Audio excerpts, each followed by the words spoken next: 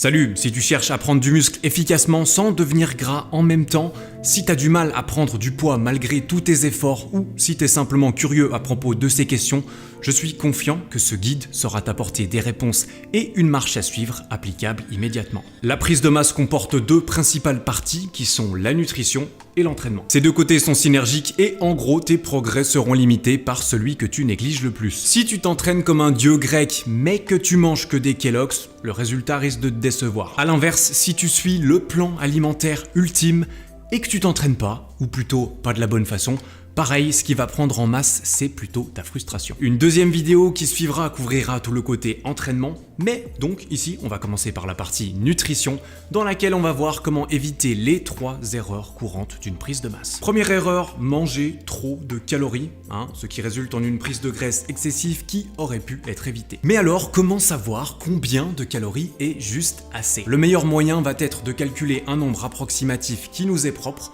de le mettre à l'essai, puis de le réajuster plus précisément aux besoins en fonction des résultats. Pour trouver ce nombre magique, il va falloir calculer ta maintenance, c'est-à-dire la quantité de calories fixes que tu devrais manger tous les jours si tu voulais maintenir ton poids au même niveau. J'ai déjà fait une vidéo qui entre dans les détails de ces calculs, mais je vais en refaire une partie ici, aussi parce que j'aimerais te présenter une formule un petit peu plus précise et plus simple que la première fois. Bon, je vais aller assez vite, mais n'hésite pas à mettre pause ou à regarder plusieurs fois. Pour calculer ta maintenance, on va utiliser la formule de Mifflin-St. John, je sais pas comment ça se dit, pour calculer ton métabolisme de base et ensuite on va le multiplier à un facteur qui va dépendre de la quantité de sport que tu fais chaque semaine. Je vais me prendre comme exemple rapidement pour la formule. Alors, 10 fois mon poids en kilos, 83, plus 6,25 fois ma taille en centimètres, 184, moins 5 fois mon âge, 28, plus 5 car je suis un homme, égale 1845 kcal.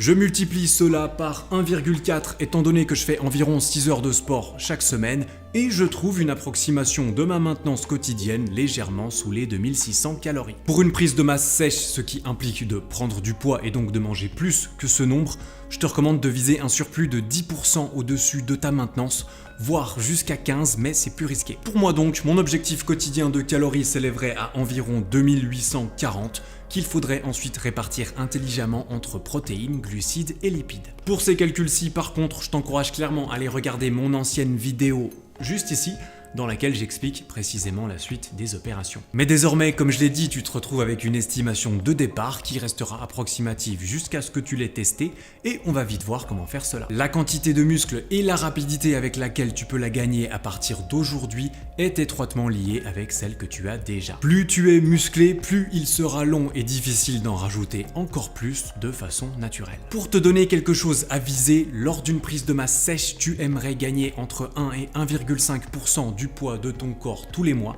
ce qui ferait entre 800 grammes et 1,2 kg pour mois. Si tu gagnes plus que ça, il y a quand même de bonnes chances que tu prennes plus de graisse que nécessaire, sauf éventuellement si tu es un débutant complet avec un bon plan d'entraînement. Alors oui, si tu prends un peu plus de poids, tu peux ainsi être sûr d'avoir gagné autant de muscles que possible et donc d'aller un petit peu plus vite, mais si tu te retrouves à vouloir sécher après coup parce que tu te trouves un peu trop gras, déjà tu vas reperdre un peu le temps que tu avais gagné, mais en plus une sèche mal opérée, ça peut favoriser la perte de masse musculaire que tu venais tout juste de prendre. Du coup, en 2 semaines, tu devrais prendre environ la moitié de ça, ce que tu peux vérifier en te pesant régulièrement, et donc, en fonction de tes fluctuations de poids, tu vas réajuster ton objectif de calories. Si ton poids n'a pas bougé en 2 semaines, tu augmentes le total quotidien de 10%, et inversement si jamais t'en as trop pris. Et 2 semaines après, tu réitères l'opération jusqu'à ce que tu tombes à peu près dans cette petite fourchette que je t'ai donnée. Voilà, cette première erreur était assez mathématique, désolé, mais ces explications sont aussi importantes pour les suivantes. Passons maintenant à la deuxième erreur, qui est à l'inverse de manger trop peu. La principale raison pour laquelle je recommande de compter ses calories en prise de masse, en tout cas au début, histoire d'avoir une idée précise sur la question,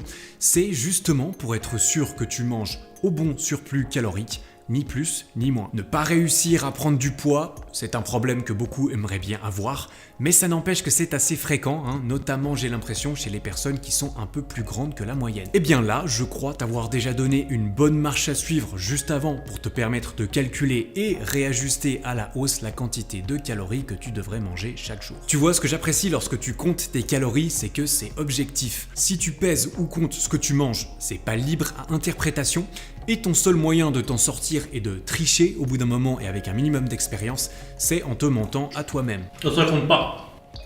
Au début, ça peut arriver d'oublier de compter la cuillère d'huile pour la cuisson ou ce genre de choses, ce qui peut être mortel en sèche d'ailleurs, mais au bout d'un moment, t'auras plus vraiment d'excuses honnêtes. Ça, je compte pas non plus. Et ça, c'est particulièrement intéressant dans le cadre que je trouve généralement assez subjectif des personnes qui n'arrivent pas à prendre du poids. Parce que souvent, elles vont te dire, ou plutôt elles vont me dire, qu'elles n'arrivent pas à prendre un seul gramme alors qu'elles mangent vraiment beaucoup. Et là, ma question simple mais souvent décisive, c'est « Ok, très bien, on va regarder tout ça.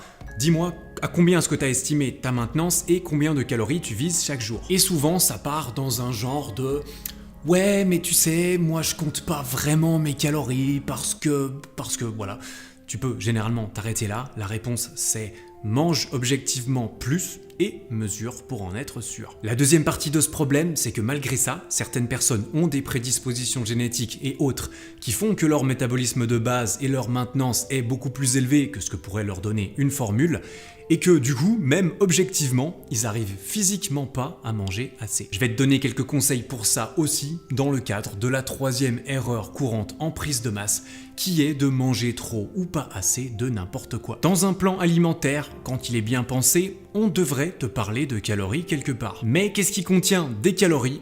Tu le sais sûrement, les macronutriments, qui sont les protéines, les glucides, les lipides et l'alcool. Alors bon, l'alcool, je pense que t'as pas trop besoin de moi pour savoir que ça devrait pas trop t'aider dans la majorité des objectifs de ta vie, donc je vais le laisser de côté. Grosso modo, une calorie est une calorie d'un point de vue ressources énergétiques. Peu importe leur provenance, elles seront brûlées ou stockées par ton corps et elles affecteront toutes ton poids de la même façon. Par contre, une calorie n'en est pas une autre d'un point de vue ressources nutritionnelles, c'est-à-dire ce que contient cette calorie et donc cet aliment qui ne contribue pas directement à te donner de l'énergie, mais qui n'est pas anodin pour autant. Et là, tu l'as peut-être compris, je te parle entre autres des micronutriments, des vitamines et des minéraux qui, même s'ils sont beaucoup moins rapidement corrélés avec ton reflet dans le miroir, sont quand même très importants. Donc oui, tu peux prendre du muscle, perdre du gras en mangeant n'importe quel type d'aliment, d'autant plus quand tu respectes des quantités sensées pour tes macronutriments, mais pour ta santé et ton bien-être dans ton corps et ta tête aujourd'hui et demain, je te conseillerais de rester raisonnable dans tes choix. Une bonne règle à suivre, comme souvent, est celle du 80-20. Ici, ça implique de viser à consommer 80% de calories de part des aliments qui ont une réelle valeur nutritionnelle. Pour les reconnaître, ce sont généralement ceux qui sont le moins transformés, qui poussent à peu près tels quels dans la terre ou sur un arbre, qui sont produits par des animaux ou encore certains animaux eux-mêmes. Et pour les 20% qui restent, tu as carte blanche pour manger absolument tout et n'importe quoi qui te ferait plaisir. Maintenant, quelques conseils pour ceux qui ont réellement du mal à prendre du poids. Premièrement, il faut absolument choisir des aliments qui sont plus denses en calories par rapport à leur volume ou qui ont un moins bon rapport satiété par calorie. L'erreur courante ici, c'est de s'obstiner à ne manger que du riz, de la dinde et des brocolis, comme ton influenceur préféré. Alors bien entendu, tu devrais toujours privilégier en premier tes portions de fruits, légumes et micronutriments, mais après ça, tu devrais plutôt partir sur des viandes et poissons plus gras, sur des œufs, des pâtes, du fromage et sur des bons lipides à volonté avec des huiles, beurre et avocat. Et en plus de ça, je te conseille clairement d'y aller autant que tu peux te le permettre, parce que ça coûte quand même assez cher, sur les fruits à coque et les graines, donc les amandes, les cacahuètes, les noix de cajou, de pécan, du Brésil, d'où tu veux, parce que ce sont juste des petites bombes en calories qui sauront t'aider à faire grimper ton compteur grâce à toutes les bonnes graisses qui sont dedans, tout en restant une très bonne source de protéines en parallèle. Personnellement, je les mange beaucoup en beurre, notamment de cacahuètes et de cajou, et sur du pain quand vraiment j'ai envie de me faire une collation à 1200 calories qui passe toute seule. Ces beurres, comme d'autres aliments et tous mes compléments, je les prends chez MyProtein et tu trouveras en description un lien vers le détail de tout ce que je consomme moi-même et surtout dans quel but je le fais. Mais si avec tout ça, t'arrives toujours pas à faire monter le poids sur la balance, alors il te reste deux dernières cartes à jouer. La première est tout d'abord de manger un petit peu moins de nourriture nutritive et plus d'aliments comme des chips, des gâteaux, des pizzas pour pouvoir augmenter encore un petit peu ton total de calories de manière pas trop désagréable. Mange pas tout. C'est pour la prise de masse. Et dernière solution, alors oui c'est inconfortable mais écoute tu le feras si tu as suffisamment envie de prendre du poids, eh bien il va falloir te forcer un peu.